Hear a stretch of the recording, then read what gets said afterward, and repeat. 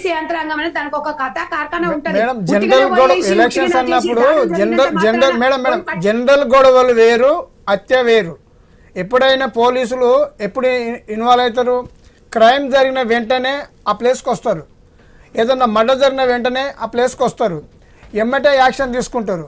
గొడవ ఎలక్షన్స్ అనేది జనరల్గా కోపతాపాలు, మాట్లాడుకోవడం, గొడవలు ఇదంతా ఒక ఎత్తు. కానీ మర్డర్ అనేది సీరియస్ యాక్షన్ ఉంటుంది. అది పోలీసుల బాధ్యత, ప్రభుత్వం బాధ్యత. ఈ రెండు మర్చిపోయి మీరు జనరలైజ్గా మాట్లాడుతారు. దీనికి రెండే కారణాలు మేడం. ఇప్పుడు నేను వస్తుంటే కూడా నేను ఇప్పుడు మహబూబ్ నగర్ మా కార్యకర్తతో, అశోక్ అనే కార్యకర్తలు మాట్లాడుకుంటూ వచ్చిన అసలు కారణం ఏంది, జూపల్లి గారిని ఎందుకు చూపిస్తున్నారంటే ఆయన కాన్స్టిట్యూన్సీలో ఉన్న గ్రామం అది లక్ష్మీపల్లి. రెండవది శ్రీధర్ రెడ్డి చాలా యాక్టివ్ కార్యకర్త. ఆ గ్రామంలో 33 ఓట్లు పడ్డాయి కాంగ్రెస్ పార్టీకి. ఇప్పుడు నేను ఫోన్లో మాట్లాడుకుంటూ వచ్చిన ఆ గ్రామంలో 33 ఓట్లు మాత్రమే జూపల్లి కిషన్రావు కాంగ్రెస్ పార్టీ పడ్డాయి.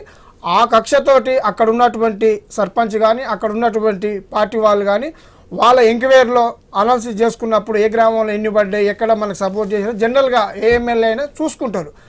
పలానా వ్యక్తి మనకు బాగా యాంటీగా అంటే అర్థం అదే కదా, మనకు సహకరించాలి అనేది వస్తుంది అక్కడ. అంటే కాంగ్రెస్ యాంటీ అనుకోవచ్చు, పార్టీకి లాయల్ అనుకోవచ్చు. ఇప్పుడు అతను పనిచేసిన కార్యకర్తనే నిజాయితీగా చేస్తాడు, తన సిద్ధాంతం పార్టీ అభిమానంతో నిజాయితీగా చేసినోడికి అవతల పార్టీకి నచ్చకపోవచ్చు.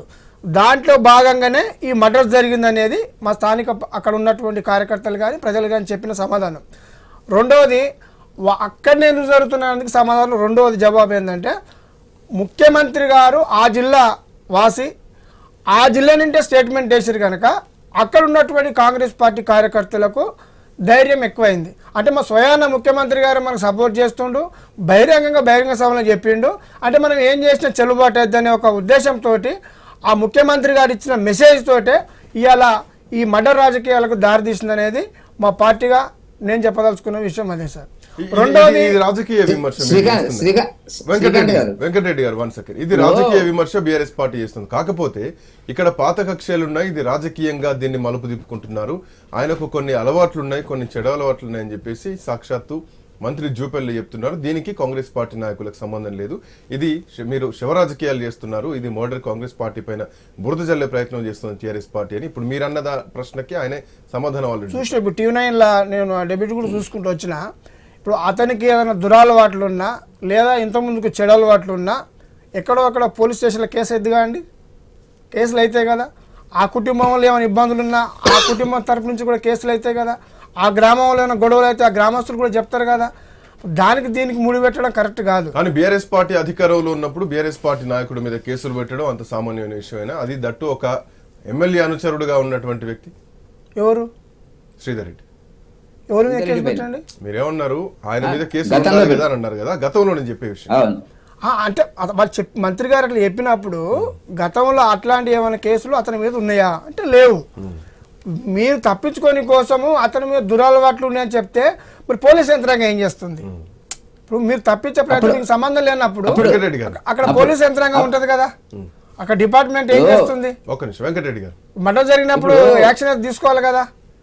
ఇప్పుడు ఇంకోటండి, ఒక్క విషయం చెప్తాను వెంకటరెడ్డి గారు మాట్లాడండి. ఇప్పుడు అప్పుడు కేసులు పెట్టారా అంటే అప్పుడు జూపల్లి కృష్ణారావు గారు కూడా బీఆర్ఎస్ లో ఉన్నారు. కేసులు ఎందుకు పెడతారు? పెట్టకపోవచ్చు. కాబట్టి నేను అంటున్నది ఏంటంటే పార్టీ సంబంధం లేదండి. ఎప్పుడైనా సార్ ఇక రెండు ఉంటాయి, వ్యక్తిగతంగా ఉన్నటువంటి సమస్య వేరు, రాజకీయ పార్టీ వేరు. అదే కరెక్ట్. మనిషి వ్యక్తిగా ఏమైనా తప్పులు చేస్తే వ్యక్తి మీద పోలీసు వాళ్ళు ఊకోరు. ఒకటి వ్యక్తి తప్పు చేసినప్పుడు నేను ఇవాళ బీఆర్ఎస్ పార్టీ లీడర్ కూర్చున్నాండి, నేను ఇక్కడ తప్పు చేస్తే నేను రాజకీయ పార్టీ నాయకుడిని అని చెప్పి పోలీసు చట్టం ఊకుంటుందా? ఊకోదు కదా. తప్పు చేసినప్పుడు చట్టానికి సమానమని మనమేం చెప్తుంటామండి. జూపల్లి కిషన్రావు గారు చెప్తే